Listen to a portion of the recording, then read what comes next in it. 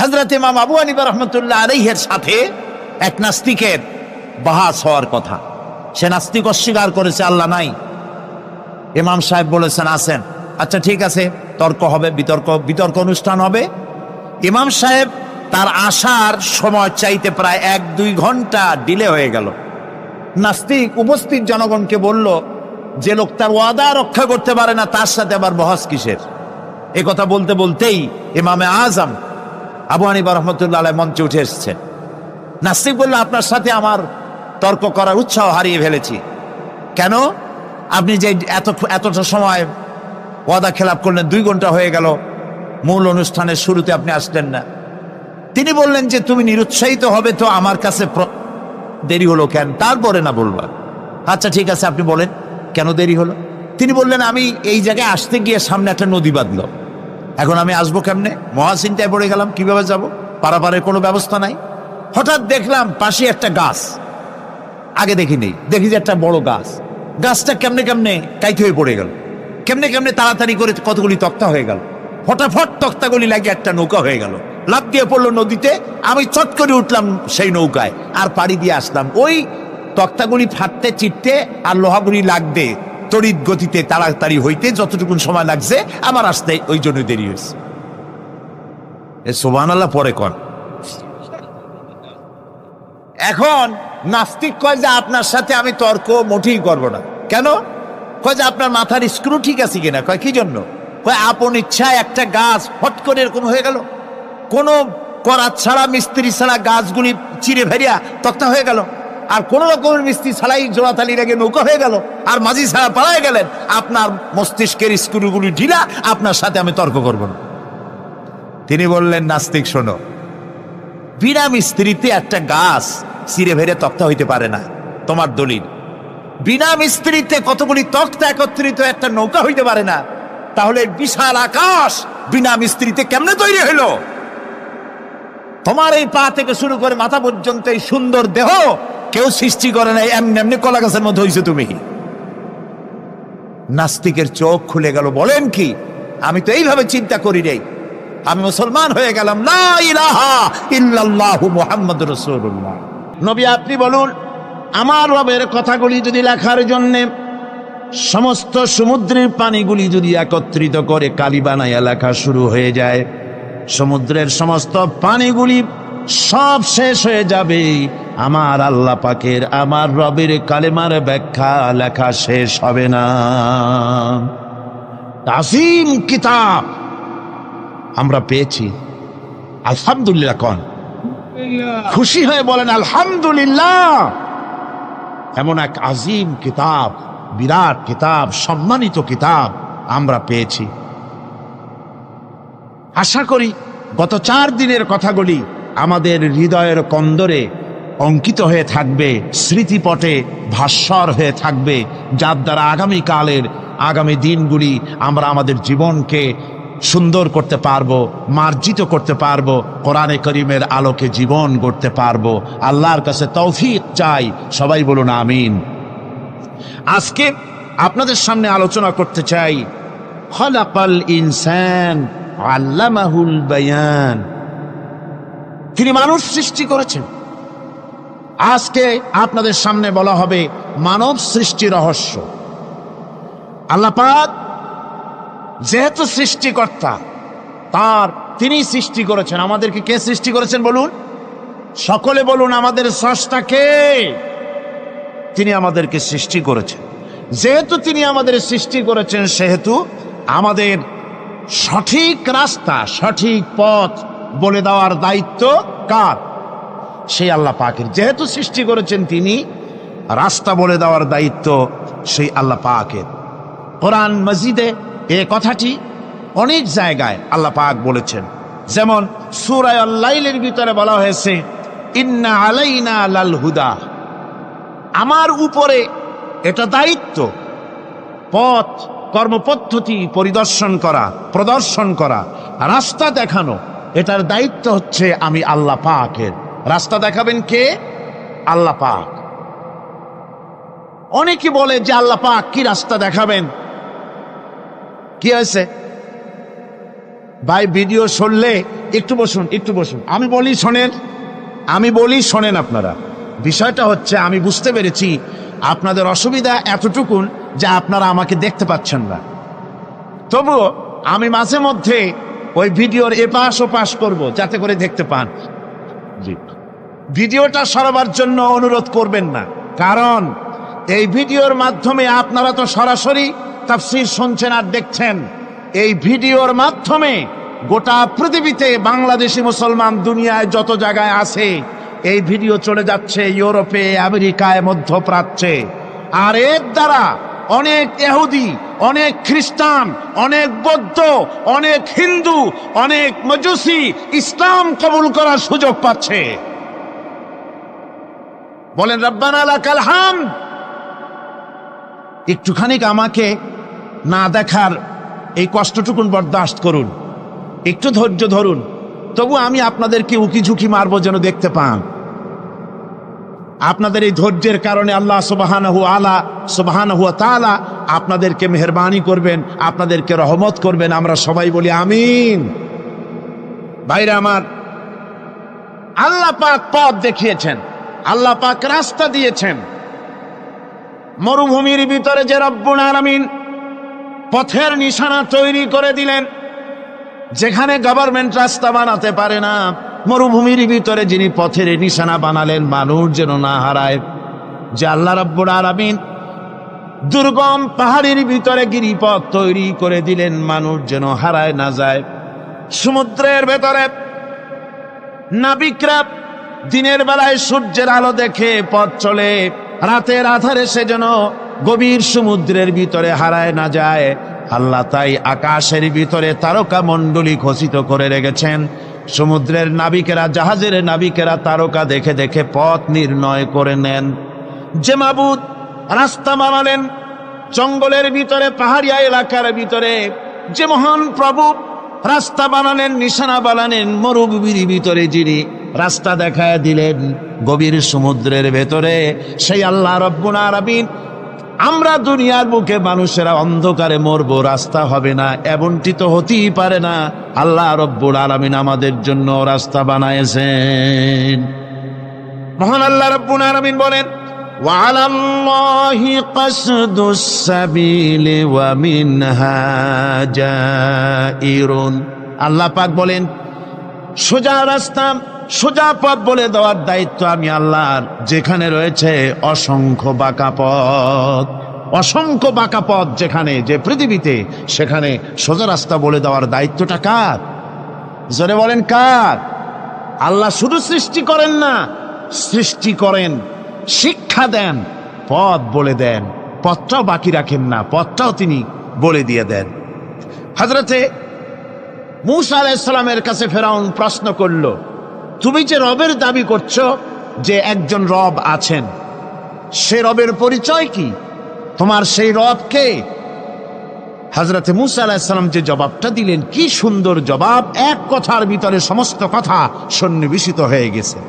ফেরাউনের প্রশ্নের জবাবে রব কে, এ কথার জবাব দেওয়া যায়, হাজার হাজার পৃষ্ঠা লেখা যায়। রবকে, তার পরিচিতি। আমি যদি এখন শুধু রব শব্দের ব্যাখ্যা করি, তাফসীর করি, রাত শেষ হয়ে যেতে পারে, ইনশাআল্লাহ ব্যাখ্যা দেওয়া যাবে। কিন্তু মূসা আলাইহিস সালাম কি সুন্দর একটা জবাব দিয়া দিলেন রবকে। শোনো, রব্বুনাল্লাযী আ'তা কুল্লা শাইইন খালকাহু সুম্মা হাদা।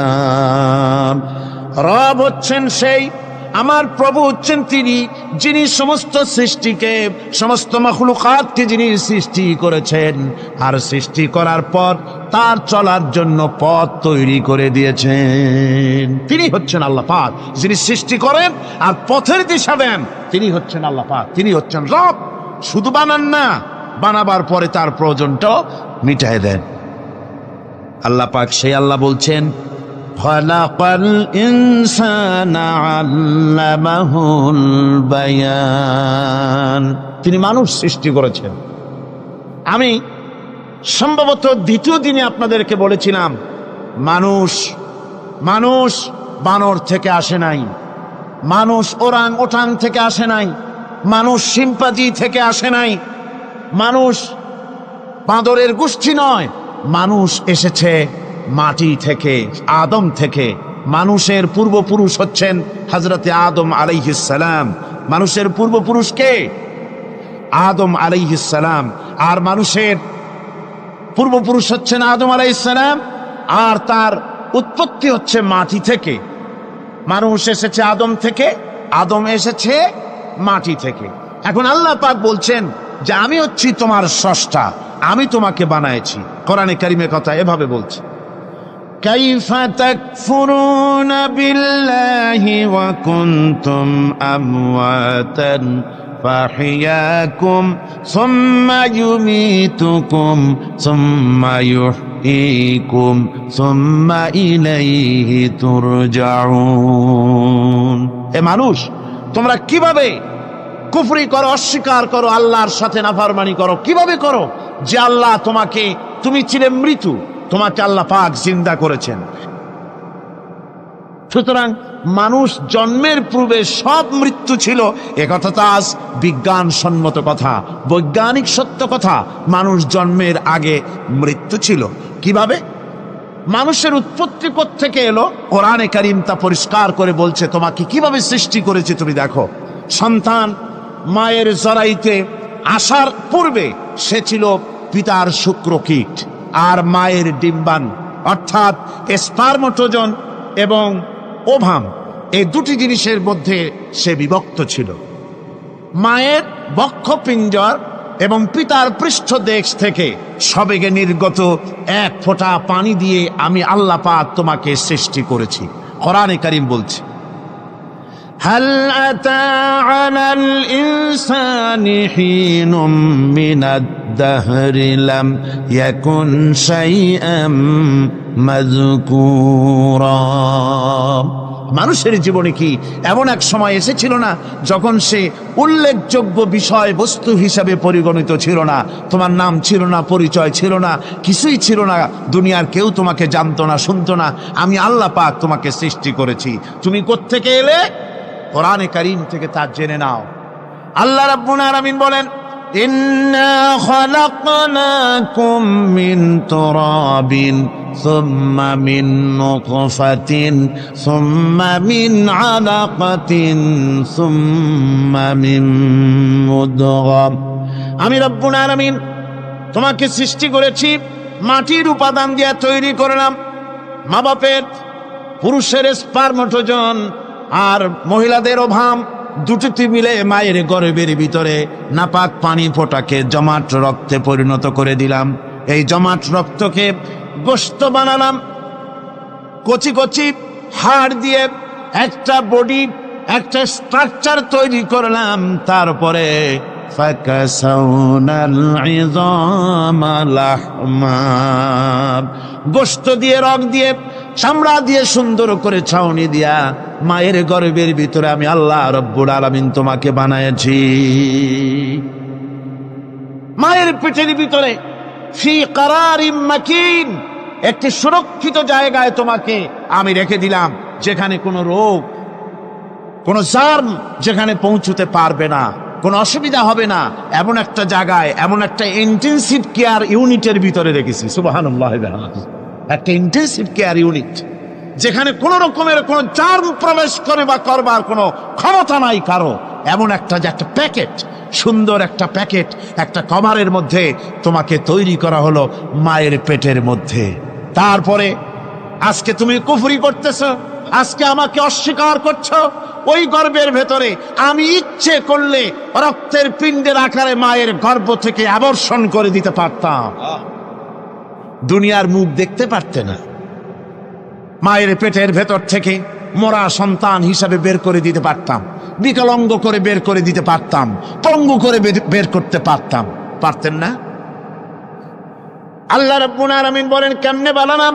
খলাকাল ইনসান, মানুষ আমি সৃষ্টি করেছি মায়ের পেটের ভিতরে বসে। যখন ক্ষুধার উদ্রেক হলো, রুহু যখন এসে গেল, ক্ষুধা লাগলো, খাবারের প্রয়োজন হলো, আমি কেমনে খাওয়ালাম? দুনিয়ার কোনো মা বাপ, কোনো নেতা, কোনো ডাক্তার, কোনো চিকিৎসা বিজ্ঞানী মায়ের পেটের সন্তানের খাবার সরবরাহ করতে পারে না। আল্লাহ পাক বলেন, তুমি কি খাবে? ব্যবস্থা আমি করেছি। মায়ের মাসিক অসুখকে বন্ধ করে দিয়ে মায়ের নাভির সঙ্গে তোমার নাভির সাথে তার লাগাইয়া দিয়েছি, আর ওই তারের মাধ্যমে রক্ত বের করে দিয়া মায়ের রক্ত দিয়ে তিল তিল করে তোমারে বড় করেছি। রক্তটা মুখে লাগাই নাই, মুখে লাগলে পরে নাপাক রক্ত মুখটা নাপাক হয়ে যাবে।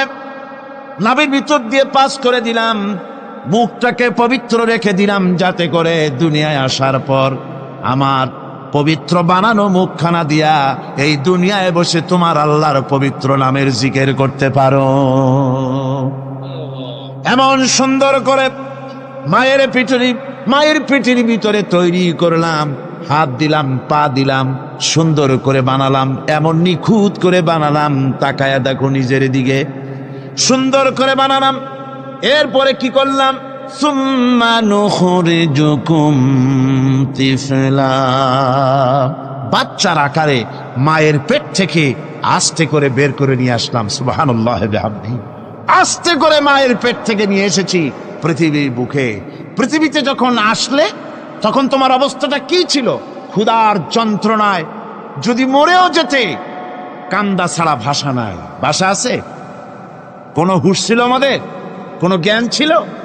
আল্লাহ রাব্বুল আলামিন বলেন, আল্লাহু আখরাজাকুম মিন বুতুনি উম্মাহাতিকুম লা তা'লামুনা শাইআ, মায়ের গর্ভ থেকে এমন অবস্থায় বের করে এনেছি যখন তোমার কোনো হুঁশ নাই, জ্ঞান নাই, কথা বলতে পারো না, পায়খানার ভিতরে পড়ে থাকো, ট্যাটা করে, কান্দা ছাড়া পথ নাই, পানির পিপাসায় গলা শুকায় যায়, কান্দা ছাড়া পথ নাই, মনের তোমার মুখের কোনো ভাষা নাই কান্না ছাড়া।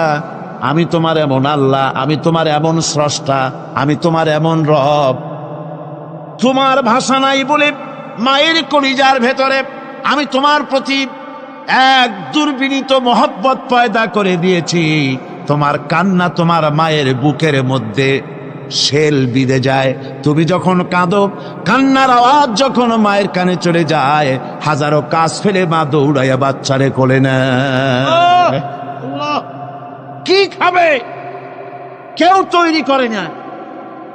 আল্লাহ রাব্বুল আলামিন বলে, বান্দারে, দুনিয়ায় আসার আগে তুমি কি খাবে, খাবারের বন্দোবস্ত আমি আল্লাহ করেছি, আমি এমন স্রষ্টা। তুমি দুনিয়া আসার 6 মাস আগে তোমার মায়ের বুকের ওপরে তোমার খাদ্য গরম করে আমি আল্লাহ রিজার্ভ করে রেখে দিয়েছি। সেই খাদ্য শুধু খাদ্য নয়, রোগের প্রতিষেধক, এটা ওষুধ। আজ বিজ্ঞানীরা, চিকিৎসা বিজ্ঞানীরা বলছেন, মায়ের দুধ সন্তানের খাদ্যের, মায়ের দুধের চাইতে কোনো বিকল্প কিছুই নাই। সন্তান পৃথিবীতে এলে মায়ের প্রথম দুধটা, গ্রামে গঞ্জে অশিক্ষিত এলাকায় প্রথম দুধটা ফেলে দেয়, এটাকে মনে করে এটা খারাপ, এটা খাওয়াতে নাই, তাহলে ধনুষ্টঙ্কার হবে, হাবিজাবি কথা বলে। আল্লাহ দুধ বানাইছে বাচ্চার ধনুষ্টঙ্কার হওয়ার জন্যে। মায়ের ওই প্রথম দুধটা হচ্ছে সন্তানের জন্য সমস্ত রোগের প্রতিষেধক। সে ছিল পেটের ভিতরে একটা কাভারের মধ্যে, ওখানে কোনো জার্ম ছিল না, কোনো রোগ জীবাণু ছিল না। ও পৃথিবীতে এসেছে যেখানে অক্সিজেনের ভেতরে জার্ম রয়েছে, বাতাসের ভিতরে জার্ম রয়েছে, যার পরিবেশটা খারাপ হয়ে আছে, মানুষের শ্বাস প্রশ্বাসে নিঃশ্বাসে হাজারো রোগ বীজাণু জীবাণু ঘুরছে। এই রকমের একটা পৃথিবীতে এসেছে। আসার পরে কচি স্বাস্থ্য, কচি শরীর, কচি হার্ট, কচি লাংস, সেটাকে প্রতিরোধ করবে কি করে? সেজন্য আল্লাহ পাক মায়ের দুধের ভিতরে সমস্ত রোগের প্রতিষেধক দিয়ে দিয়েছেন। সুবহানাল্লাহ। আজকের বিজ্ঞানীরা তা স্বীকার করেছেন। অনেক মা তার সন্তানকে দুধ দেন না, নিজের শরীর স্বাস্থ্য ভালো রাখার চিন্তা করে বাচ্চাকে দুধ খাওয়ান না। এটা অত্যন্ত নির্মম কাজ। বাচ্চাকে দুধ খাওয়ালে বাচ্চার সাথে মায়ের মহব্বত বাড়ে। ইউরোপে, আমেরিকায় মাকে মা বলে ডাকে না, বাপকে শ্রদ্ধা করে না, সম্মান করে না। তার কারণ সেখানে মায়েরা তার সন্তানদেরকে কোলে নেয় না, সন্তানদেরকে ফিডার খাওয়ায়। আর আমি নিজের চোখে দেখেছি, মায়েরা ইউরোপে, আমেরিকায় যখন শপিংয়ে আসে, তখন রাস্তায় যখন আসে, তখন ওই পুশ চেয়ারগুলিতে বাচ্চাকে শোয়াইয়া বাচ্চা এভাবে পুশিয়ারে করে ঠেলে নিয়ে যায়, আর কুত্তার বাচ্চাগুলি কোলে করে ঘুরে বেড়ায়। কুত্তার বাচ্চা কোলে নেয়, নিজের বাচ্চা পুশিয়ারে করে ঠেলে। সেই জন্য মায়ের প্রতি সন্তানের মহব্বত হয় না, সন্তানেরও মায়ের প্রতি কোনো শ্রদ্ধা জাগে না।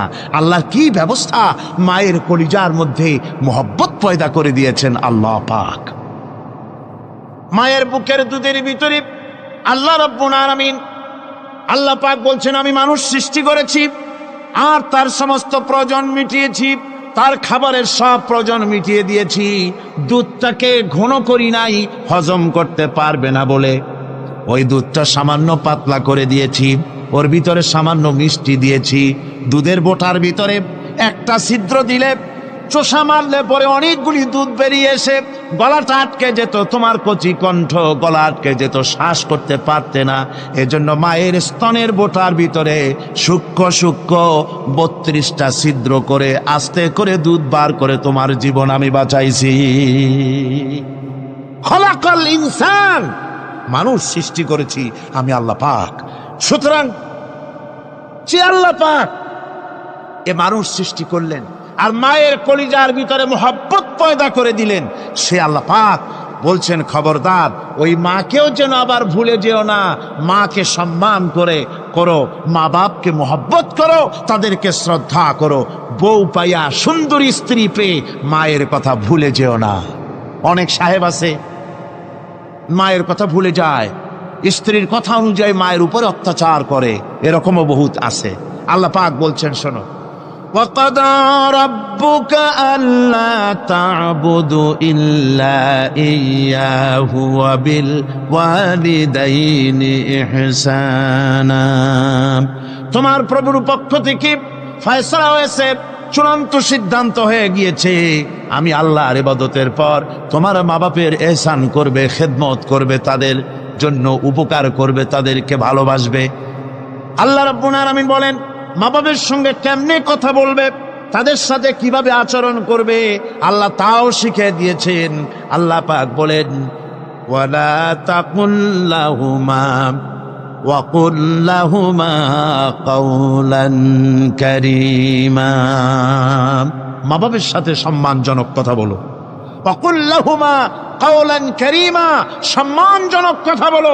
মাথায় ঝাঁকি দিয়ে রাগ করে চোখ মোটা করে কথা বলো না। তুমি সন্তান, তোমার জন্য সবচাইতে বড় পীর তোমার আব্বা, তোমার আম্মা, ঠিক কিনা কর? ছেলের জন্য, মেয়ের জন্য, সন্তানের জন্য সবচাইতে বড় পীর কে? বাপ মা। এটা ভালো করে মনে রাখতে হবে। আপনার মৌলানা সাহেবদের দোয়া, পীর সাহেবদের দোয়া কবুল হতেও পারে, নাও হতে পারে, 50-50 সম্ভাবনাও আছে, আবার সম্ভাবনা নাই। কিন্তু মা বাবের দোয়া কবুল হবে 100% সিউরিটি রয়েছে। রাসূলুল্লাহ বলেছেন 3 জনের দোয়া কবুল হবে, মুস্তাজাবুদ দাওয়াত। কয়জনের দোয়া কবুল হবে? আল্লাহ রাব্বুল আলামিনের হাবিব বলেন 3 জনের দোয়া কবুল হবে আল্লাহর দরবারে। তার মধ্যে একজন হলেন মাজলুম ব্যক্তি, যে ব্যক্তি অত্যাচারিত, যে ব্যক্তি মুসাফির, প্রবাসী, তার দোয়া কবুল হবে। আর মা বাপ যদি সন্তানের জন্য দোয়া করে, ওই দোয়া আল্লাহ রব্বুল আলামিনের দরবারে মঞ্জুর হয়ে যায়। আল্লাহ রব্বুল আলামিন মা বাপ সম্পর্কে বলেন, মা বাবের জন্য আমার কাছে দোয়া করবি বান্দারা, আমার কাছে দোয়া করবি। দোয়াটা আল্লাহ পাক শেখাচ্ছেন, রব্বির হামহুমা কামা রব্বায়ানি সাগীরা। পড়েন সবাই, রব্বির হামহুমা কামা রব্বায়ানি সাগীরা। একটু জিকির করেন, লা ইলাহা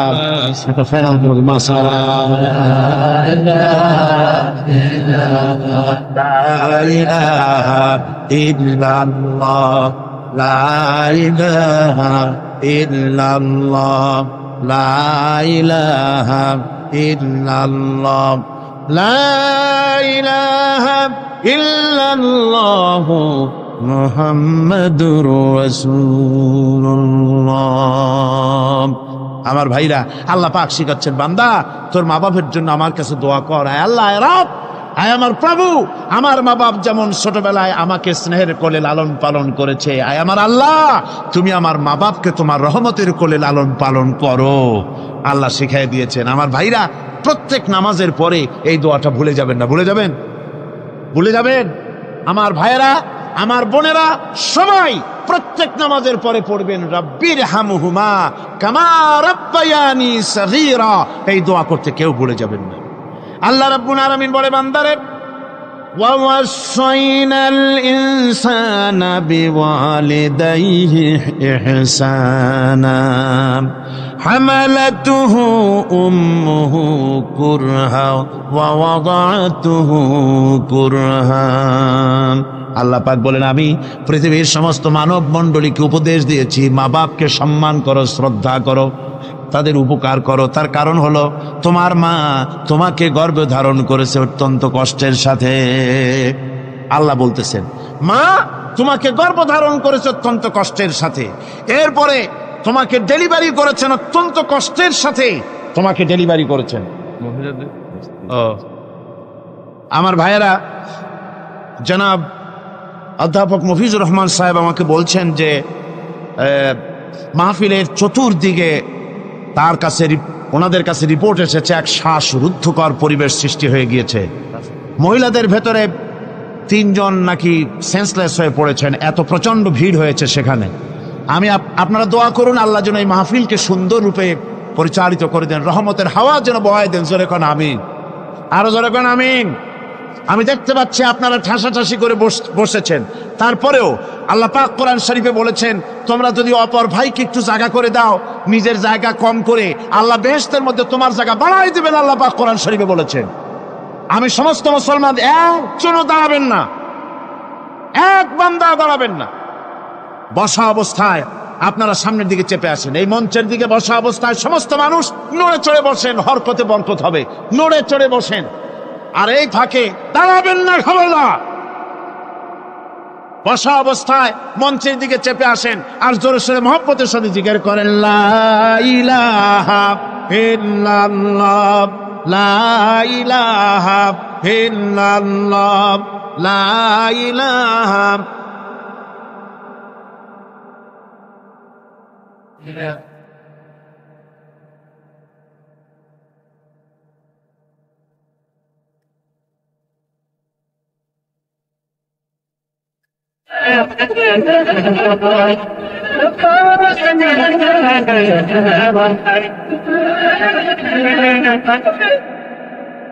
লা ইলাহা ইল্লাল্লাহ, লা ইলাহা ইল্লাল্লাহ, লা ইলাহা ইল্লাল্লাহ।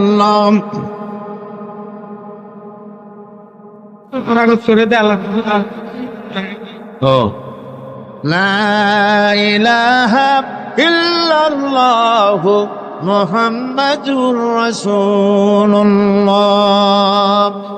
মোহতারাম বন্ধুবর, হযরত মাওলানা শামসুদ্দিন সাহেব মাদ্দাজিল্লুহু বলছেন যে আল্লাহর কাছে দোয়া করেন না, আল্লাহ মাঠটারে বড় করে দিক। আল্লাহ পারেন না? পারেন না? অবশ্যই পারেন। আল্লাহ পাক সকলের জন্য আসান করে দিন। আমিন। তবে মনে রাখবেন, এত বড় রহমতের মাহফিল জীবনে আর একবার পাবো কোনো নিশ্চয়তা নাই। আহা, কোনো নিশ্চয়তা নাই। এত বড় বরকতের মাহফিল, রহমতের মাহফিল, জান ভরে শুনুন আর আরাম করে বসুন, হাঁটা চলা বন্ধ করুন। নিতান্ত প্রাকৃতিক কারণ ছাড়া ওঠা বসা করার চেষ্টা না করাটাই ভালো।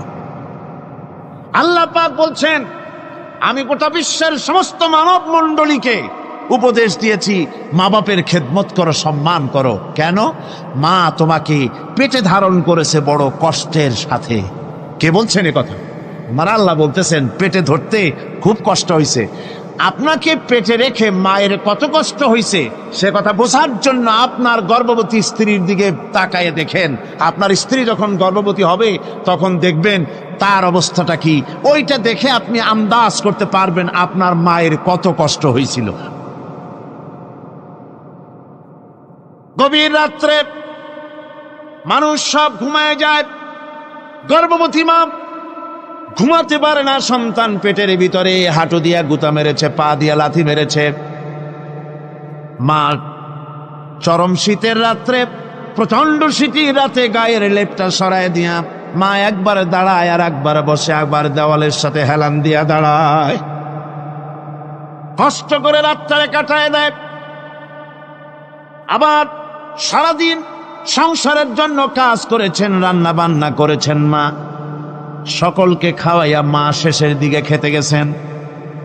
যখন নিজে খেতে গেলেন, খাবারের ক্ষুধাত নিয়ে, পেট ক্ষুধা নিয়ে খেতে বসেছেন, পেটের ভিতরে সন্তান লাথি মেরেছে, পেটের মধ্যে ঘুষা মেরেছে, হাঁটু দিয়া গুতা মেরেছে, ভরা পেটে, পেটের ভিতরে সন্তান গুতা মারলো হাঁটু দিয়া, মাথা দিয়া। মা ক্ষুধা রয়েছে, পেটে খেতে পারলেন না, বেদনা শুরু হয়েছে। খাবারের থালাটা ঠেলে দিয়ে মা দাঁড়ালেন, বসলেন, চোখের পানি ফেললেন। এভাবে করে মা একটা দুইটা দিন নয়, 10টি মাস পর্যন্ত সন্তানটাকে পেটের মধ্যে নিয়ে, একটা জীবিত মানুষ আর একটা জীবিত সন্তান পেটের মধ্যে নিয়ে নড়াচড়া করছেন, চলাফেরা করছেন। কিতাবের মধ্যে এসেছে রাতের বেলায় মা যে ঘুমাতে পারেন না, সন্তানের নড়াচড়ার কারণে রাতভর ইবাদত করলে যত সওয়াব পাওয়া যেত, আল্লাহ ওই সওয়াব মায়ের আমলনামায় লিখে দেন। সন্তান পেটে থাকার কারণে খেতে পারে না, পেট ভরে ক্ষুধায় কষ্ট পায় মা, এই জন্যে 10 মাস ধরে রোজা রাখলে যে সওয়াব হতো, আল্লাহ রাব্বুল আলামিন মায়ের আমলনামায় রোজার সওয়াব লিখে দেন। 10 মাস পুরে গেল, সন্তান ডেলিভারির সময় চলে এলো। মায়ের মন বিমর্ষ, সন্তান ডেলিভারি হবে, না জানি মরে যাই নাকি, না জানি অপারেশন লাগে নাকি, কি অবস্থা হবে। মা খেতে পারে না, মুখটা শুকায়া যায়। ডেলিভারির সময় যখন আসে, মা বাবার কাছ থেকে বিদায় নিয়ে যায়, স্বামীকে একান্তে গোপনে ডেকে নিয়ে বলে, প্রাণের স্বামী, দীর্ঘদিন একসঙ্গে ঘর কন্যা করেছি, অপরাধ হয়ে যেতে পারে, আমারে মাফ করে দিও। আমার মনে হয় এবার আমি আর বাঁচবো না। সংসার থাকলো, চাবি থাকলো, সব বুঝে নাও, আমারে মাফ করে দিও।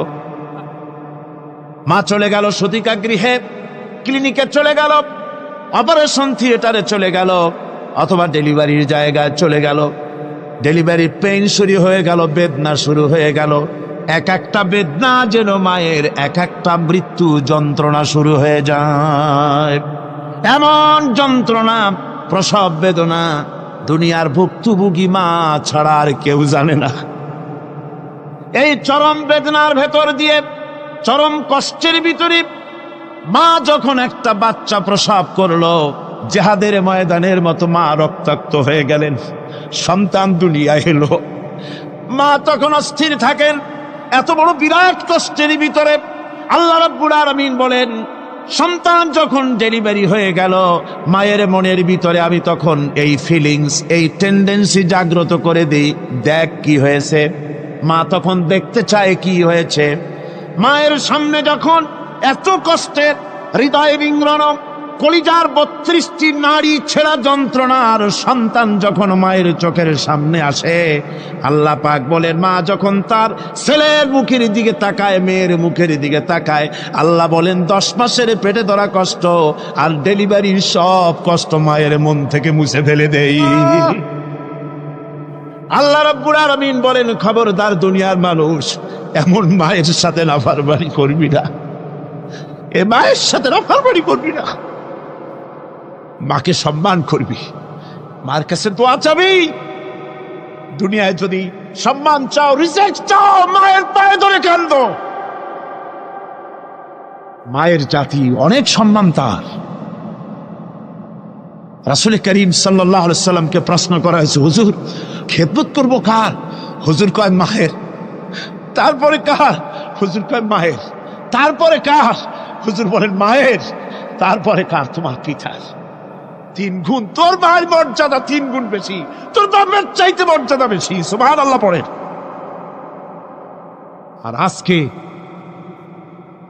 ইসলামের শত্রুরা তারা বলে যে ইসলাম নারীর অধিকার আদায় করে নাই। নারীর অধিকার ইসলাম দেয় নাই তো কে দিয়েছে? আমার বন্ধুগণ, বিশ্বনবী জনাবে মুহাম্মদ রাসূলুল্লাহ সাল্লাল্লাহু আলাইহি ওয়াসাল্লাম মসজিদে নববীর ভিতরে বসে আছেন। এক বৃদ্ধা মহিলা মসজিদের মধ্যে প্রবেশ করলেন। হুজুর বৃদ্ধাকে দেখে দাঁড়ায় গেলেন। বিশ্ব নবী বুড়ি মেয়ে লোককে দেখে দাঁড়ায় গেলেন। আল্লাহ নবী বুড়িকে দেখে দাঁড়ালেন। বুড়ি যখন কাছে এলেন, আল্লাহর নবী নিজের গায়ের চাদর বুড়ির জন্য বিছায়া দিলেন। বুড়ি বসলেন। এরপরে কথাবার্তা সারার পর বুড়ি যখন বিদায় হবেন, হুজুর আবার দাঁড়ালেন। বুড়ি মহিলা চলে গেলেন। সাহাবায়ে কেরাম বলেন, ইয়া রাসূলুল্লাহ, কিছুই বুঝলাম না, একজন বৃদ্ধা মহিলার জন্য বিশ্ব নবী দাঁড়ান আর গায়ের চাদর বিছান, আমরা বড় আশ্চর্য হয়ে গেলাম। নবীজি বলেন, ও আমার সাহাবীরা, তোমরা জানো না এই মহিলা কি চিনতে পারো নাই? আমি আমার মায়ের দুধ আমার জীবনে কিসমতে তেমন হয় নাই। আমি আমার মায়ের দুধ তেমন কিসমতে পাই নাই। যার বুকে দুধ খেয়ে, যার কোলে কাখে চড়ে আমি বড় হয়েছি, আমার সেই দুধ মা ইনি হযরতে হালিমাতুস সাদিয়া, আমার সেই দুধ মা। রাসূলুল্লাহ নিজে সম্মান দিয়েছেন মায়ের। খবরদার, মাকে অসম্মান করবেন না, মাকে সম্মান করবে, মাকে শ্রদ্ধা করবে। আমার বন্ধুগণ, আলেম ওলামা পীর বুজুর্গদের জন্য হাদিয়া তো দেন আপনারা, কোনো নিষেধ নাই, দেন। হাদিয়া দেওয়াও সুন্নত, নেওয়াও সুন্নত, দিবেন, আমি কোনো নিষেধ করি না। কিন্তু আমি বলতে চাই, পীর বুজুর্গদের কাছে, আলেম ওলামাদের কাছে হাদিয়া দিয়া আল্লাহরে যত না খুশি করতে পারবেন, এই ডালিম বেদানার মৌসুমে বেদানা একটা ভেঙে নিজ হাতে যদি ভাইয়ের মুখে তুলে দেন, আল্লাহর আরশ খুশি হয়ে যাবে, আল্লাহর আরশ আজিম খুশি হয়ে যাবে, আল্লাহ পাক খুশি হয়ে যাবেন। মায়েরে খাওয়াও, বাপকে খাওয়াও, তোমার সবচাইতে বড় পীর তিনি। সুবহানাল্লাহ পড়ে, সুবহানাল্লাহ। মা বাপ যদি একটু দোয়া করে দেয়, তোমার জিন্দেগির কাম শেষ। একটু বদদোয়া করলে জাহান্নামে যাবা। কোন পীর সাহেব বদদোয়া করলে জাহান্নামে যাবে এমন কথা নয়। কোন মাওলানা বদদোয়া করলে দোজখে যাবে এমন কথা নয়। রাসূল বলেছেন, হুমা জান্নাতুকা ওয়া নারুকা। মা বাপ তোমার বেহেশত, মা বাপ তোমার জাহান্নাম। মা বাপ যদি অসন্তুষ্ট হয়, দোজখে যাবি, আর মা বাপ যদি খুশি, আল্লাহর জান্নাতে চলে যাবি। সুবহানাল্লাহ, সুবহানাল্লাহ, সুবহানাল্লাহ। মায়ের পায়ের তলে তোর বেহেশত। আমরা পুরুষ, আমাদের গত বছরও বলেছি, আমরা পুরুষ, আমাদের পায়ের তলে জুতা। আমাদের পায়ের তলে কি? শুধু জুতা। আর আমার মা, আমার মায়ের জাতি যারা এই প্যান্ডেলে বসে আছেন, আমার মায়েরা বোনেরা, মায়ের জাতি যারা পৃথিবীতে, মায়ের জাতির পায়ের তলে আল্লাহর বেহেশত। সুবহান। নারীর মর্যাদা ইসলাম দেয় নাই, কে দিয়েছে? আল্লাহ দিয়েছেন, আল্লাহর রাসূল দিয়েছেন। আমার বন্ধুগণ, হযরত বাইজিদ বুস্তামি, ছোট্ট বাচ্চা ছেলে, গভীর রাত্রে মা অসুস্থ, পানির পিপাসায় জেগে উঠেছেন। বাবারে, পিপাসায় শেষ হয়ে গেলাম, পানি দাও। ছেলে ঘরের ভিতরে পানি না পেয়ে বাইরে দৌড়াদৌড়ি করলেন। অনেক দূর থেকে পানি নিয়ে এসে দেখেন মা ঘুমায় গেছেন। পানি নিয়ে দাঁড়ানো পৌষ মাস, মাঘ মাসের শীতের রাত, ফজরের সময় মায়ের ঘুম ভেঙে গেল। তাকিয়ে দেখেন বাইজিদ দাঁড়ানো, হাতে পানি থরথর করে কাঁপছে। জিজ্ঞাসা করে, বাইজিদ তুমি দাঁড়ানো কেন? ছোট্ট বাচ্চা বলে, মা পানি চেয়েছিলে তুমি গভীর রাত্রে, পানি ঘরে ছিল না, অনেক দূর থেকে আনতে হয়েছে। মা বলছে, ঘুমাও নাই কেন গ্লাস ছুঁয়া? বাচ্চা বলে, ঘুমাই নাই, তুমি যদি আবার পানি চাও, সময় মতো যদি দিতে না পারে, মা তোমার কষ্ট হবে। এই জন্য ফজর পর্যন্ত আমি দাঁড়ায় আছি, কখন তুমি পানি চাও। মা হাতের থেকে পানি নিয়ে পান করলেন। বাইজিদকে বিছানার উপরে আরাম করে কম্বল দিয়ে ঘুম পড়াইয়া দিলেন। হযরতে বাইজিদের মা উযু করে ফজরের নামাজ পড়ে সিজদায় চলে গেলেন। চিৎকার মেরে কেঁদে বলেন, আমার রব, আমার আল্লাহ, আমি আমার বাইজিদের মা, আমি মা হয়ে বাইজিদের জন্য দোয়া করি। বাইজিদ আমার জন্য আজকে যা করেছে, আমি মা, আমার কলিজা ঠান্ডা হয়ে গেছে। আয় আল্লাহ, আমি বাইজিদের জন্য দোয়া করি, তুমি তাকে সুলতানুল আরিফিন বানাইয়া দিও। মঞ্জুর হয়ে গেল আল্লাহ পাকের কাছে দোয়া। আমার ভাইরা, আল্লাহ পাক বলছেন খবরদার আমার ইবাদতের পরে মা বাপ, আল্লাহর ইবাদতের পরে কারা? মা বাপ। মা বাপকে সম্মান করো, শ্রদ্ধা করো, মোহাব্বত করো, কিসমত খুলে যাবে, কিসমত খুলে যাবে। মা বাপকে সম্মান করো। হযরত আবু হুরায়রা রাদিয়াল্লাহু তাআলা আনহু রাসূলের সামনে এসে কাঁদতেছেন। হুজুর বলছেন, আবু হুরায়রা কান্দো কেন? কান্দো কেন? রাতের বেলা কান্দো কেন? হযরত আবু হুরায়রা বলছেন, হুজুর আমাকে মা মেরেছেন। হুজুর বলছেন, মা মারলো কেন? কোন অপরাধ করেছো? কোন গোস্তাখি করেছো? আবু হুরায়রা বলছেন, না হুজুর, কোন গোস্তাখি করি নাই, তবে মারলো কেন? হযরত আবু হুরায়রা বলছেন, হুজুর আমি আপনার দরবার থেকে ফিরতে রাত হয়ে গিয়েছিল। মা জিজ্ঞেস করলেন, আবু হুরায়রা এত রাত্রে কোথায় ছিলি? বললাম, আমি ছিলাম যে কদম চুমতে পারলে দুনিয়া ধন্য হয়, সেই দরবারে নববীর কদম মোবারক থেকে আসতে আমার দেরি হয়েছে। আমার মা মুশরিকা, আপনার নাম শুনে তার গায়ে আগুন জ্বলে উঠলো, আমাকে ধরে মারা আরম্ভ করলো। বলল, হয় আমার বাড়ি ছাড়বি, আর না হয় মুহাম্মদ সাল্লাল্লাহু আলাইহি ওয়াসাল্লামের দরবার ছাড়বি। আমি বললাম, আমার মা, তুমি বুড়ি মানুষ, তোমার গায়ে যত শক্তি আছে সমস্ত শক্তি দিয়ে আমারে পিটাও, আমারে মারো। মারতে মারতে আমাকে বাড়ি থেকে তুমি বের করে দাও। তোমার বাড়ি শুদ্ধ তামাম দুনিয়া ছেড়ে দিতে পারি, আল্লাহর নবীর কদম মোবারক ছেড়ে দিতে পারি না। তোমার মা তোমাকে মেরেছে, তুমি আমার কাছে নালিশ করছো? আমার তো এখানে ইন্টারফেয়ার করার কিছুই নেই। সুবহানাল্লাহ, সুবহানাল্লাহ। মা তোমাকে মেরেছে, এখানে আমার করার কিচ্ছু নাই। বিশ্ব নবী বলছেন, এত বড় পাওয়ারফুল নবী, লেজিসলেটিভ পাওয়ার, সারে আল্লাহ তাকে বানিয়েছেন শরীয়ত প্রণেতা। আল্লাহ বলছেন, মুসা এটা করলা কি? আল্লাহ এটা কোনো কথা হইলো? কোনো কথা নাই, বার্তা নেই, এসে আমার নিয়ে যেতে চায়। আল্লাহ বলছেন, এক কাজ করো, তাহলে আমিও তোমাকে খুব ভালোবাসি, আর ভালোবাসলে কাছে রাখতে চাই। তুমি যদি পৃথিবীতে বেঁচে থাকতে চাও, তাইলে তুমি এই পৃথিবীর সব থেকে দামি একটা বকরির যে পাল আছে, পাল সমান তাদের শরীরে যেই লুম আছে, পশম আছে, এই পরিমাণ হায়াত তোমাকে দেব, তুমি বেঁচে থাকো। তিনি বলছেন, আল্লাহ এরপরে কি হবে? বলে, এরপরেও লুম শেষ, পশম শেষ, তোমার জিন্দগির হায়াত শেষ, আশা লাগবে। আল্লাহ শেষ দিন শেষে তো আশাই লাগবে, আশা লাগবে। আল্লাহ এভাবেই ভালোবাসতে চান। আমরা সামনের দিকে কথা বলবো। সুতরাং এই আয়াতে কয় জিনিস পাইলাম? চারটি।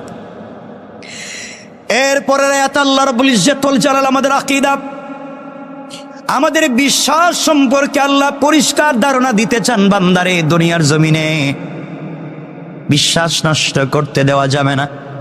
কোন বিশ্বাসে পড়ে ঈমান নষ্ট হয়ে যাবে? আল্লাহ রাব্বুল ইজ্জত ওয়াল জালাল বলছেন, যে বিশ্বাসগুলো ঈমান নষ্ট হয়, ওই বিশ্বাসগুলোর দিকে আল্লাহ নিয়ে যেতে চাচ্ছেন। এরপরে রাতে আল্লাহ বললেন, ইন্নাল্লাহা ইনদাহু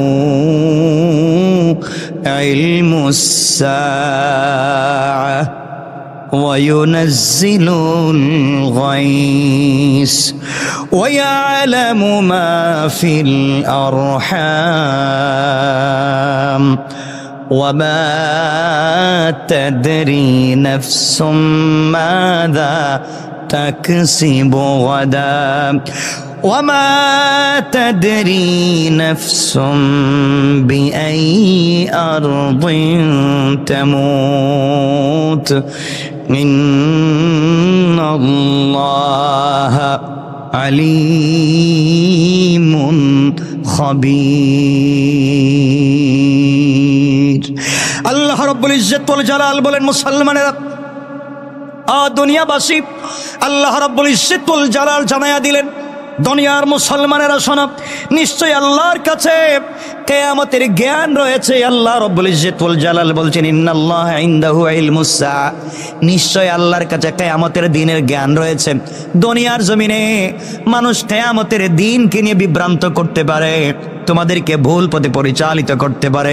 কিয়ামতের দিন বলতে কিচ্ছু নাই বলতে পারে, কিয়ামতের দিন সম্পর্কে ধোঁয়াশা তৈরি করতে পারে, আর বলতে পারে ক্ষমতা আমার, শক্তি আমার, প্রভাব আমার, যা মন চায় করতে পারি। কিয়ামত হবে কিনা, আল্লাহ আমাকে পাবেন কিনা, এই কথা মানুষের মন্তরের ভিতরে চলে আসতে পারে, সন্দেহ তৈরি হতে পারে। সুতরাং তুমি আল্লাহ তাআলা বলছেন জানাইয়া দিতে পারেন যে দুনিয়ার জমিনে কিয়ামত কখন হবে, কিয়ামত কোন দিন হবে, কিয়ামত কেমনে হবে, পৃথিবীর কেউ জানে না, একমাত্র জানেন কে?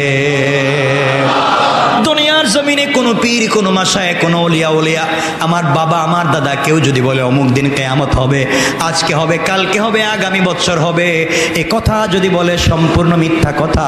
কারণ আল্লাহ বলছেন এই জ্ঞান পৃথিবীর কোন সৃষ্টির কাছে আমি দেই নাই, এই জ্ঞান একমাত্র আছে কার? এই দিনকে আল্লাহ তাআলা গোপন রেখেছেন। এরপর আল্লাহ রাব্বুল ইজ্জত ওয়াল জালাল বলছেন ওয়ায়ুনাজ্জিলুল গায়স, কোন দিন কোথায় বৃষ্টি হবে, কখন কখন কোথায় কতক্ষণ বৃষ্টি হবে, কখন কোথায় বৃষ্টি বর্ষণ হবে কেউ জানে না। কোন দিন কোথায় ভূমিকম্প হবে কেউ জানে না। কোন দিন কোথায় প্লাবন হবে, বন্যা হবে কেউ জানে না। গত বছর সিলেটে বন্যা হলো নাকি, আর এই বছরে চট্টগ্রামে বন্যা হলো। সুতরাং কখন কোথায় হবে কেউ জানে না, কখন কোথা থেকে ভূমিকম্প হবে কেউ জানে না। আল্লাহ রাব্বুল ইজ্জত ওয়াল জালাল বলছেন ওয়ায়ুনাজ্জিলুল গায়স, এই জ্ঞান আমি আল্লাহ কাউকে দেই নাই। কখন কোথায় কেমনে বৃষ্টি হবে কেউ জানেন না, একমাত্র জানেন কে? আল্লাহ রাব্বুল ইজ্জত ওয়াল জালালের পরে বললেন ওয়ায়ালামু মা ফিল আরহাম, মায়ের পেটের ভিতরে কি আছে, গর্ভাশয়ে কি আছে, পৃথিবীর কেউ জানে না, একমাত্র জানেন কে? আল্লাহ রাব্বুল ইজ্জত ওয়াল জালাল বললেন পেটের ভিতরে ছেলে না মেয়ে, মেয়ে না ছেলে, নাকি ছেলে মেয়ে, নাকি টুইন বেবি আছে, কেউ জানে না, একমাত্র জানেন কে? আপনারা বলবেন তো এখন তো এক্সরে করার মাধ্যমে দেখা যায়, বিভিন্ন পরীক্ষার মাধ্যমে দেখা যায়, দেখা যায় না? বিভিন্ন পরীক্ষা করে দেখা যায় পেটে কি আছে। আল্লাহ রাব্বুল ইজ্জত ওয়াল জালাল বললেন যখন আমি একটা স্ট্রাকচার তৈরি করে দেই, হাত পা তৈরি করে দেই, তখন বুঝতে পারে। অনেকেই ভুলও বুঝে, একটা দেখছে আর একটা হইছে। আল্লাহ বলেন মেশিনে তারে দেখাইছে যখন আমি স্ট্রাকচার তৈরি করে দিলাম। কেন যখন কোন স্ট্রাকচার ছিল না, যখন বাবার পিঠ থেকে নির্গত হওয়া, সবেগে নির্গত হওয়া এক ফোঁটা নাপাক পানি যখন মায়ের রেহেমের ভিতরে যায়, পৃথিবীর কোনো মেশিন বলতে পারবে না এই পেটের ভিতরে কি আছে, একমাত্র জানেন কে? আল্লাহ বলছেন এই বিশ্বাসগুলো তোমাদের জানা লাগবে, রাখা লাগবে। এই বিশ্বাসগুলায় যদি তোমাদের ভুল হয় ঈমান থাকবে না। আল্লাহ রাব্বুল ইজ্জত ওয়াল জালাল বুঝাতে চাইলেন কিয়ামত কখন হবে কেউ জানে না, জানেন কে? 2 নাম্বার, আল্লাহ রাব্বুল ইজ্জত ওয়াল জালাল বুঝাতে চাইলেন বৃষ্টি কখন হবে কেউ জানে না, জানেন কে? 3 নাম্বার, আল্লাহ রাব্বুল ইজ্জত ওয়াল জালাল বললেন মায়ের পেটের ভিতরে কি আছে কেউ জানে না, কে জানেন? আরো জোরে বলেন। এরপর আল্লাহ বললেন ওয়ামা তাদরি নাফসুম মাযা তাকসিবু গাদা। আল্লাহ রাব্বুল ইজ্জত ওয়াল জালাল বললেন কেউ জানে না আগামীকালকে সে কি উপার্জন করবে এবং কি করবে কেউ জানে না, একমাত্র জানেন কে? আল্লাহ রাব্বুল ইজ্জত ওয়াল জালাল বলেন আগামীকালকে সে কি উপার্জন করবে। হয়তো উপার্জনের জন্য বের হয়েছে, রাস্তায় মরে গিয়েছে, জানে না কি উপার্জন করবে। হয়তো চাইছে একটা, পেয়ে গেছে আরেকটা। আল্লাহ বুঝাতে চাইলেন আগামীকালকে কি উপার্জন করবে, কি খাবে কেউ জানে না, একমাত্র জানেন কে? আপনি আজকে 2.5 কেজি 3 কেজি ওজনের ইলিশ মাছ কিনলেন, বড় একটা খাসি কিনলেন, আগামীকালকে খাবেন। বাড়িতে পাঠাইয়া দিছেন ঠিকই, রাত্রবেলা ঘুমাইছেন, আপনি জানেন না ঘুমের বিছানায় আপনি মরে যেতে পারেন কি পারেন না? আমি মরে যেতে পারি কি পারি না? সুতরাং আগামীকালকে কি খাবো, আগামীকালকে কি উপার্জন করব, পৃথিবীর কেউ জানে না, একমাত্র জানেন কে? আওয়াজ করে বলেন। এরপর আল্লাহ রাব্বুল ইজ্জত ওয়াল জালাল বললেন ওয়ামা তাদরি নাফসুম বিআই আরদিন তামুত। আল্লাহ রাব্বুল ইজ্জতুল জালাল বলতে চাইলেন কোন দেশে কে কখন কোন দেশে কে কখন কোন দেশে কোথায় কেমনে মরবে কেউ জানে না, একমাত্র জানেন কে। সুতরাং আল্লাহ বুঝাতে চাইলেন দুটো আয়াতে। এক নম্বরে বলতে চাইলেন বান্দা দুনিয়ার জমিনে চলার পথে একমাত্র আমাকে ভয় করবা, কিয়ামতের দিনকে ভয় করবা। ওই কাজ করতে গেলে খবরদার শয়তান যেন তোমাদেরকে ধোঁকা না দে, দুনিয়া যেন ধোঁকা না দে। বান্দার এই চার কাজ মনে রাখবা। আর ওই কয়েকটা জিনিস নিয়ে তোমাদেরকে বিভ্রান্ত হতে হবে না। এক নাম্বার আল্লাহ রাব্বুল ইজ্জতুল জালাল বললেন কিয়ামত কোন দিন হবে, কেমনে হবে, কোথায় হবে, কিভাবে হবে কেউ জানে না, একমাত্র জানেন কে। দুই নাম্বার বৃষ্টি কখন কোথায় হবে কেউ জানে না, জানেন কে। তিন নাম্বার পেটের ভিতরে মায়ের গর্ভাশয়ের ভিতরে কি আছে কেউ জানে না, একমাত্র জানেন কে। এরপরে আল্লাহ রাব্বুল ইজ্জতুল জালাল বললেন চার নম্বরে কে আগামীকালকে কোথায় কি উপার্জন করবে কেউ জানে না, একমাত্র জানেন কে। পাঁচ নম্বরে আল্লাহ রাব্বুল ইজ্জতুল জালাল বললেন কে কখন কোন দেশে কেমনে মরবে কেউ জানে না, একমাত্র জানেন কে। আল্লাহ রাব্বুল ইজ্জতুল জালালের পরে বললেন ইন্নাল্লাহা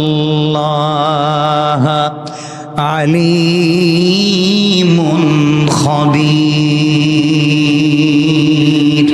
আল্লাহ রাব্বুল ইজ্জতুল জালাল বললেন আল্লাহ সর্বজ্ঞ, সব বিষয়ে সম্যক তার জ্ঞান আছে।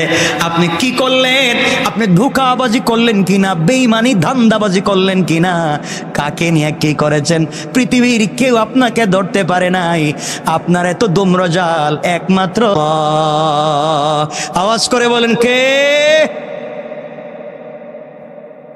তাহলে আজকের পুরো আলোচনায় বুঝাতে চাইলাম আল্লাহ রাব্বুল ইজ্জতুল জালাল বুঝাতে চাইলেন কে কোথায় মারা যাবে কেউ জানে না, আগামীকালকে কি খাবে কেউ জানে না, বৃষ্টি কোথায় হবে কেউ জানে না, মায়ের পেটে কি আছে কেউ জানে না, কিয়ামত কখন হবে কেউ জানে না। এই না জানা বিষয়গুলো আমার কাছে রেখে দিয়েছি। সুতরাং কেউ যদি বলে জানে, মনে করবেন আমাকেও ভয় করে না, কিয়ামতের দিনকেও ভয় করে না, সে দুনিয়া এবং শয়তানের ধোঁকায় পড়ে আছে। ঠিক কিনা বলেন? কথা কি বুঝাতে পেরেছি? দুটো আয়াতকে মিলিয়ে দেওয়ার জন্যই কথাগুলো বলছি। আল্লাহ রাব্বুল ইজ্জতুল জালাল বুঝাতে চাইলেন কেউ যদি দেখো আগামীকালকে কি খাবে তা নিয়ে ব্যতিব্যস্ত হয়ে গিয়েছে, আগামীকালকে কি করবে তা নিয়ে ব্যতিব্যস্ত হয়ে গিয়েছে, টাকা কোথায় রাখবে, বাড়ি কোথায় রাখবে, এগুলা নিয়ে দুনিয়া নিয়ে ব্যস্ত হয়ে গিয়েছে, বুঝতে পারবা তার ভিতরে আমি আল্লাহকে দিয়ে কিয়ামতের দিনকে নিয়ে ন্যূনতম ভয় নাই। আজান হয়ে যাওয়ার পরে মসজিদে নামাজে যায় না, সত্য মিথ্যা জানবার পরে সত্যের পক্ষে দাঁড়ায় না, বুঝতে পারবা তার ভিতরে আমি আল্লাহকে দিয়ে কোনো ভয়। সবাই বললেন না? আপনি জানেন যে দুটো পার্ট হয়ে গিয়েছে, এটা সত্য এটা মিথ্যা, আপনি বললেন আমি নিরপেক্ষ, আপনি হলেন এই সমাজের টাক্কা শয়তান। কথা বলেন না কেন? আপনি জানেন যে এটা সত্য এটা মিথ্যা, আপনি বলছেন আমি নিরপেক্ষ, মানে আপনি অরিজিনাল শয়তান। কারণ রাসূল পাক সাল্লাল্লাহু আলাইহি ওয়াসাল্লাম বলেছেন সত্য মিথ্যা আলাদা হয়ে যাওয়ার পরে আপনাকে একটা পক্ষ নিতেই হবে, হয়তো জান্নাতের না হয় জাহান্নামের, হয়তো সত্যের না হয় মিথ্যার। আপনি বললেন আমি মাঝখানে, আর কিছু আছে মাঝখানে? আপনারা কিছু বললেন না, আসতে বললেন যে কিছু আছে আর নাই, আপনাকে একটা পার্ট নিতেই হবে।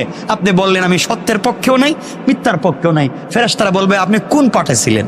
বলে আমি কোনো পার্টে ছিলাম না। তাহলে আপনি কাছাকাছি আসেন, চাচ্ছা মতো পিঠেই।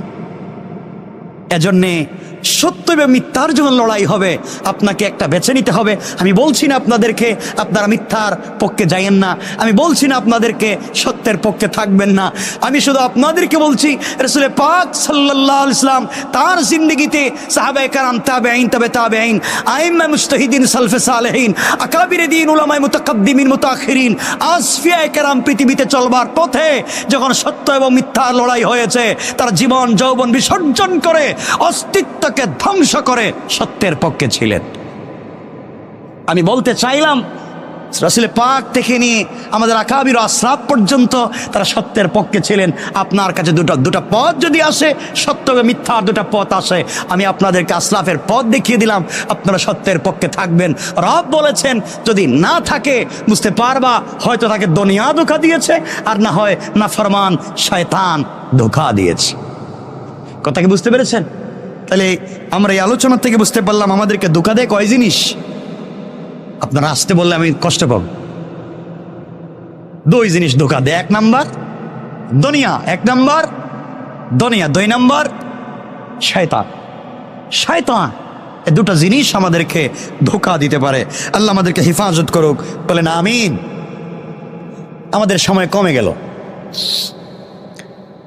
কার কখন মৌত হবে কথা বলবার জন্য আমি সংক্ষেপ করে একটা ঘটনা বলে দিই। কখন কেমনে মৌত হবে আপনি বলা, হারে এই ছেলেটা যদি আজকে রাস্তায় না বাইর হইতো তাহলে মোটর সাইকেল অ্যাক্সিডেন্ট করতো না। আহারে এই ছেলেটা যদি আজকে গাড়িতে না উঠতো এই ঝামেলায় পড়তো না। আজকে যদি সাঁতার কাটতে বুড়িগঙ্গায় না নামতো লাশ হয়ে বের হইতো না। আপনি এটা বলতে পারেন, আপনি বলতে পারেন। রব কি বলেছে? আমার মুসলমান বন্ধুগণ গভীর মনোযোগ। পয়গম্বর সুলাইমান আলাইহিস সালাতু ওয়াস সালামের জামানায় ঐতিহাসিক তত্ত্ব মতে আমি আপনাদেরকে বলছি, পয়গম্বর সুলাইমান আলাইহিস সালাতু ওয়াস সালামের জামানায় আল্লাহ তাআলা এক গোলামকে নির্ধারিত করে দিলেন তার মত অমুক জায়গায়, যেই দেশে তার মত, ধরেন তার মত চীন দেশে লেখা হলো, তার মত চীন দেশে লেখা। আজরাইল দৌড় দিলেন, ওখানে গিয়ে দেখলেন এই লোকটা নাই। সারা দেশ খুঁজলেন, মৃত্যুর মাত্র কয়েক মিনিট বাকি আছে। তাকে তো কোথাও খুঁজে পাওয়া যাচ্ছে না, কোথায় গেল? কোথাও তাকে খুঁজে পেলেন না, পুরা দেশ খুঁজলেন। এই নামে এই চেহারার কোন লোক তো তার কাছে নাই। কারণ আল্লাহ তাআলা যার মত লিখে দিয়েছেন তার ছবি সহ, তার বাপ দাদার নাম সহ, সে কোথায় তাকে অস্থায়ী ঠিকানা স্থায়ী ঠিকানা লিখে তা আল্লাহ আজরাইলের কাছে দেন। আজরাইল খুঁজতে লাগলেন অস্থায়ী স্থায়ী ঠিকানা, কোনো জায়গায় নাই, গেল কই? পুরো দেশের ভিতরে নাই। কিছুক্ষণ পরে তার মত। হঠাৎ করে ঘুরতে লাগলেন, ঘুরতে ঘুরতে ভিন্ন একটা দেশে চলে গেলেন। ওখানে গিয়ে দেখেন হযরত সুলাইমান আলাইহিস সালাতু ওয়াস সালাম নসিহত করতেছেন, ওয়াজ করতেছেন। তার সামনে সকল প্রাণীরা বসা, মানুষেরা বসা। তাকায়া দেখেন আজরাইল। আজরাইল তাকায়া দেখেন ওই জায়গায় লোকটা বসে আছে। কিছুই বললেন না, এমনি তো মাথা গরম, খুঁজে পাচ্ছেন না। এর মধ্যে দেখতেছেন ওয়াজ শুনতেছে, চিন্তা করতেছে, খুঁজে পাওয়া যাচ্ছে না। কিছুক্ষণ পরে তার মত, তার মধ্যে ওয়াজ শুনে হযরতে আজরাইল তার সামনে এসে কিছুই বললেন না, তার চেহারার দিকে তাকালেন। লোকটা পরিশান হয়ে গেল, শরীর থেকে ঘাম ঝরতে লাগলো, কান্না শুরু করে দিল, হাউমাউ করে ময়দানের এদিক সেদিক ছোটাছুটি করতে লাগলো। এক পর্যায়ে সুলাইমানকে বলতে লাগলো, পয়গম্বর সুলাইমান, আল্লাহ তাআলা আপনাকে ক্ষমতা দিয়েছেন, আপনাকে বাদশাহী দিয়েছেন, আমাকে এই মুহূর্তে আপনি চীন দেশে পৌঁছায়া দেন। আমি চীন দেশে চলে যেতে চাই। আপনার বাতাস, আপনার কথা শুনে, জিন্নাত কথা শুনে, কয়েক সেকেন্ডের ভিতরে আপনি আমাকে ওখানে পৌঁছায়া দেন। হযরতে সুলাইমান আলাইহিস সালাতু ওয়াস সালাম তাকে সেখানে পৌঁছায়া দিলেন। হযরত সুলাইমান দেখেন জিন্নাত এখানে ঘোরাঘুরি করলে এবং আজরাইল ঘোরাঘুরি করলে দেখা যায় না। কিছুক্ষণ পরে আবার আজরাইল হাজির। হযরত সুলাইমান ডাক দিয়া বলেন, আজরাইল রে, কিছুক্ষণ আগে তুমি এখানে ছিলে, এখন কোথায় গেলে? আজরাইল বলছেন, পয়গম্বর, একটা লোক আপনার এখানে নসিহত শুনতে ছিল, তার কাগজের ভিতরে লেখা তার মত হবে কোথায়? চীন দেশে। আপনার এখানে বসে আছে 1000 মাইল দূরে। এই জন্য আমি তার চেহারার দিকে এমন করে দৃষ্টি দিয়েছি, তার ভিতরে মৌতের আসর চলে এসেছে।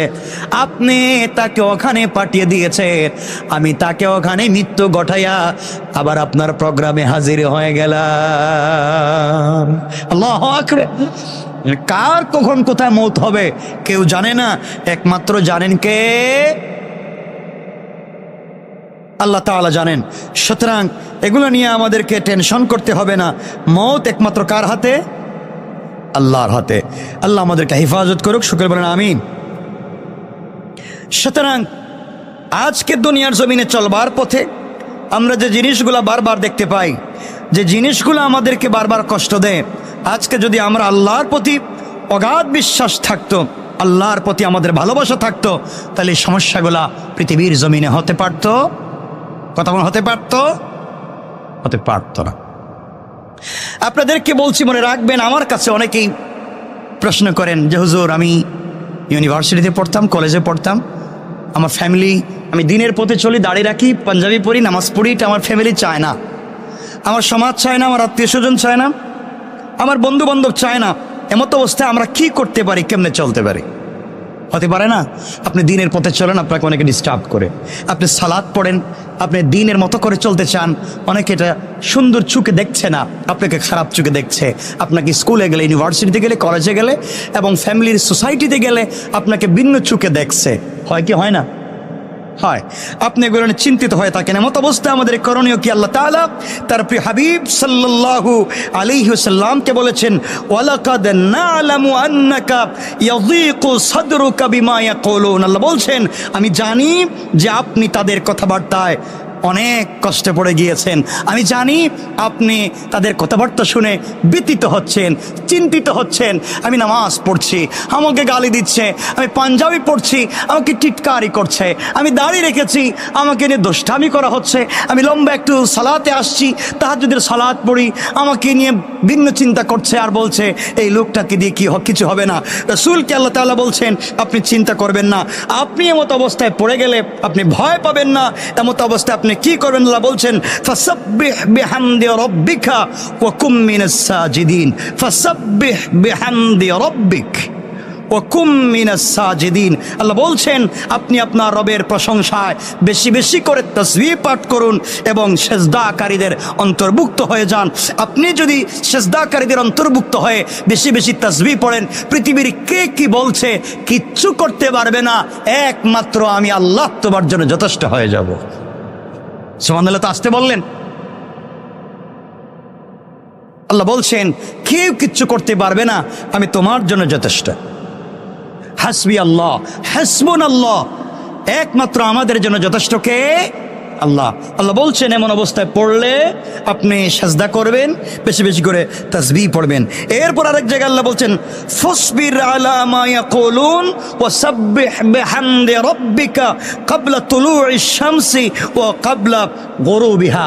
আল্লাহ রাব্বুল ইজ্জত ওয়াল জালাল বলছেন, যারা আপনাকে মিথ্যাভাবে অপমান করতে চায়, আপনাকে কষ্ট দিতে চায়, আপনাকে অপমানজনক কথাবার্তা বলছে, আপনার দিলে কষ্ট লাগে, আপনার রাস্তায় চলতে গেলে টিটকারি করে, বন্ধু বান্ধব আপনাকে কষ্ট দেয়, আপনি তাদের কষ্টে আপনি ব্যথিত হবেন না। আল্লাহ বলছেন, আপনার কাজ হচ্ছে ফাসবির, আপনি ধৈর্য ধারণ করুন, আপনি ধৈর্য ধারণ করুন। ওয়াসাব্বিহ বিহামদি রাব্বিকা, এবং আপনি কি করবেন? বেশি বেশি করে তাসবিহ পড়বেন। কখন? আল্লাহ রাব্বুল ইজ্জত ওয়াল জালাল বলছেন, আপনি সূর্য উদয়ের পূর্বে এবং সূর্যাস্তের পূর্বে আপনার প্রতিপালকের প্রশংসা তাসবিহ পড়ুন। আল্লাহ বলছেন সূর্য উদয়ের, বললেন না, সূর্য উদয়ের এবং সূর্যাস্তের। কি বলতে চাইলেন?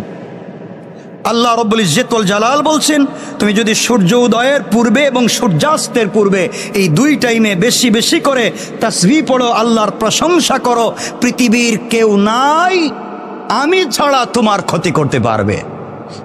আর এটা কোরআনের আয়াত, সূরা তাহা, আর আগে যেটা পড়ছি সূরা হিজর। আল্লাহ বলছেন, আপনি যদি সূর্য উদয়ের পূর্বে, এর মানে কি? ফজরের টাইমে। কখন? হ্যাঁ, সূর্য উদয়ের পূর্বে এবং সূর্যাস্তের পূর্বে, মাগরিব এবং আসরের মধ্যখান সময়, মাগরিব এবং আসরের মধ্যখান সময়ে এবং ফজরের সময়ে যদি বেশি বেশি করে তাসবিহ পড়ো, আল্লাহ বলছেন পৃথিবীতে এমন কোনো ক্ষমতা নাই আমি ছাড়া তোমার ক্ষতি করতে পারে। আল্লাহু আকবার বললেন না? আজকে আমি আপনাদেরকে যে কথাগুলো বলছি, আগে 4টা আমলের কথা বলছি, 4টা কথা বলছি। 1 নম্বর আয়াতে আল্লাহ বলছেন দুটাকে ভয় করতে হবে, একমাত্র আল্লাহকে, কিয়ামতের দিনকে। দুটা জিনিস থেকে বেঁচে থাকতে হবে, শয়তানের ধোঁকা থেকে, দুনিয়ার ধোঁকা থেকে। এরপরে 5টা কথা বলেছি, এই ধোঁকাবাজি আমাদেরকে ধ্বংস করে দেয়। আমাদেরকে মনে রাখতে হবে আমাদের কিয়ামত কোন দিন হবে, কখন হবে কে জানেন? মায়ের পেটের ভিতরে কি আছে কে জানেন? বৃষ্টি কখন হবে কে জানেন?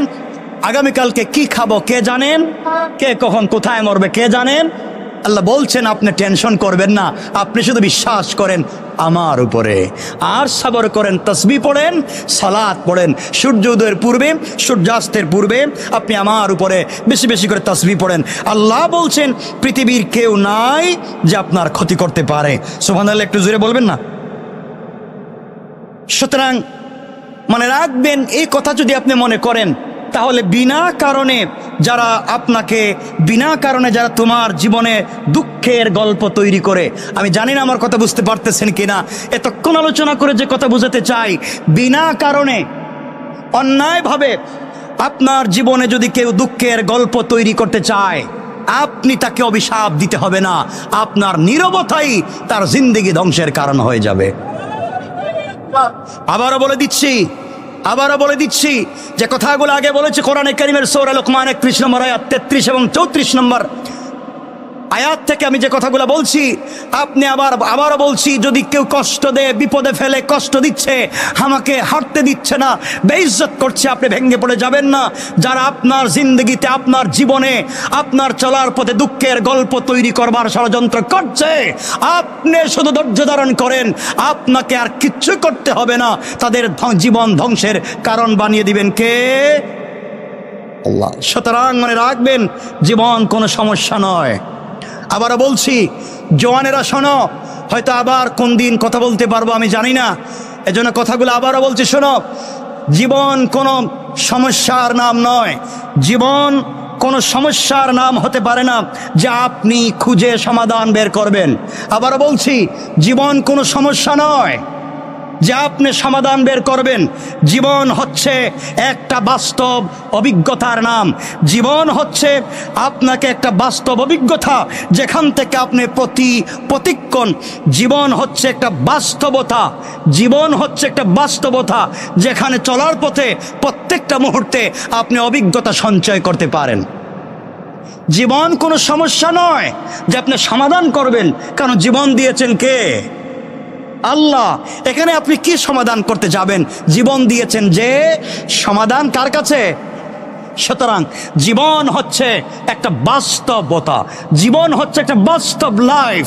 সুতরাং বাস্তবতায় চললে আপনি চলার পথে অভিজ্ঞতা অর্জন করতে পারেন। সুতরাং কে কি বলছে, কে কি করছে, ওখানে কান না দিয়ে আমাদেরকে চলতে হবে বিশ্বাস করে, ভয় করে, কার উপরে?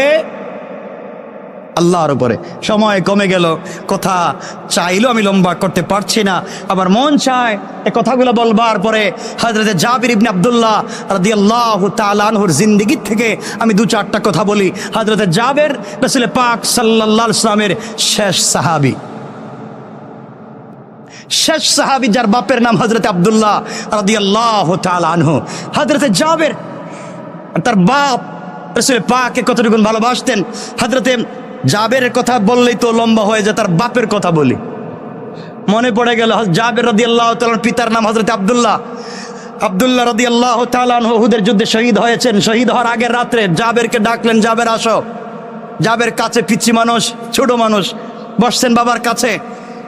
বাপ বলছেন, জাবের, এই পৃথিবীর পূর্ব থেকে পশ্চিম, উত্তর থেকে দক্ষিণ যা আছে সব কিছু থেকে আমি বাপ তোমাকে ভালোবাসি। সুবহানাল্লাহ বললেন। জাবের বলছেন, আব্বাজান, আমি আপনার ছেলে, আপনি আমাকে ভালোবাসবেন না তো কাকে ভালোবাসবেন? আমি জানি আপনি আমাকে ভালোবাসেন। আবার বলছেন, জাবের, আমি আব্দুল্লাহ বলছি, এই পৃথিবীতে একমাত্র তোমাকে সব থেকে বেশি ভালোবাসি। জাবের বলছেন, বাবা ঠিক আছে, মানলাম, কি বলতে চান? হযরত আব্দুল্লাহ বলছেন, একটা কথা বলার জন্যই বলছি, এই এতক্ষণ যা বললাম তোমাকে ভালোবাসি পৃথিবীর সবচাইতে বেশি, মনে রাখবা এখানে একজন মানুষকে আলাদা রেখেছি, তিনি আমার কলিজার টুকরা নবী মুহাম্মদ রাসূলুল্লাহ সাল্লাল্লাহু আলাইহি ওয়াসাল্লাম। ও জাবের, পৃথিবীর সব থেকে তোমাকে ভালোবাসি এর অর্থ এটা নয় যে আমি আমার রসুল থেকে তোমাকে ভালোবাসি, বরং আমি আমার রসুলের জন্য, আমি জাবেরকে হাজার বার যদি ইসলামের জন্য জাবেরকে দুনিয়া থেকে বিদায় করতে হয়, আমি আব্দুল্লাহ তাতে রাজি। আল্লাহু আকবার। জাবের, তোমাকে বলতে চাই, রাসূল পাক আমাকে বলছেন উহুদের যুদ্ধে চলে যাওয়ার জন্য, আমি চলে যাচ্ছি, আর আমি দেখতে পাচ্ছি, সুঘ্রাণ পাচ্ছি, উহুদের ময়দানে যারা প্রথম কাতারে শহীদ হবে, আমি আব্দুল্লাহ মনে হয় প্রথম কাতারে থাকব। সুতরাং আমি মরে গেলে বাবার জন্য দোয়া কইরো, বোনদের সাথে ভালো ব্যবহার করবে, ফুফুদের খবর নিবে। আর আমি বাপ যে রাসূলের জন্য জীবন দিতে যাই, আমার চাইতে সে রাসূলকে বেশি ভালোবাসবে। সুবহানাল্লাহ বললেন না? আমার চাইতে সে রাসূলকে বেশি ভালোবাসবে। কথাগুলো লম্বা। হযরতে জাবের রাদিয়াল্লাহু তাআলা আনহুর বাপ হযরতে আব্দুল্লাহ যুদ্ধে চলে গেলেন। আমার বন্ধুগণ, যুদ্ধে যাওয়ার পরে দীর্ঘক্ষণ যুদ্ধ করলেন, শহীদ হয়ে গেলেন। শহীদ হয়ে যাওয়ার পরে কাফেরেরা হযরতে আব্দুল্লাহর লাশকে টুকরা টুকরা করে দিল। নাক কেটেছে, কান কেটেছে, হাত পা কেটে দিয়েছে, চিনা যায় না। হযরতে আব্দুল্লাহর লাশ পড়ে আছে, একত্রিত করা হলো। রাসূল পাক সাল্লাল্লাহু আলাইহি ওয়াসাল্লাম বললেন, কে এসেছে? সাহাবায়ে কেরাম বলছেন, ইয়া রাসূলুল্লাহ, আব্দুল্লাহর ছেলে জাবের এবং তার ফুফু এসেছেন। তাকে লাশ দেখানো যাবে না, ছোট্ট মানুষ, বাবার লাশ দেখলে কষ্ট পাবে। নবীজি বললেন, না না, তার বাপের লাশ দেখাও, তার বোনকেও ফুফুকেও লাশটা দেখাও। হযরতে আব্দুল্লাহ রাদিয়াল্লাহু তাআলা আনহুর হাত পা সব একত্রিত করা হলো। হযরতে জাবের বাবার লাশ দেখলেন, এক ফোঁটা চোখের পানি পড়ে গেল। বোন তার ভাইয়ের লাশ থেকে হাউমাউ করে কাঁদতে লাগলেন। নবীজি ডাক দিয়া বলেন, ও সাহাবীরা, কার কান্নার আওয়াজ শোনা যায়? একজন মেয়ে মানুষের কান্নার আওয়াজ শোনা যায়, বলো কে? সাহাবায়ে কেরাম বলছেন, ইয়া রাসূলুল্লাহ, আব্দুল্লাহর বোন হাউমাউ করে কাঁদতেছে।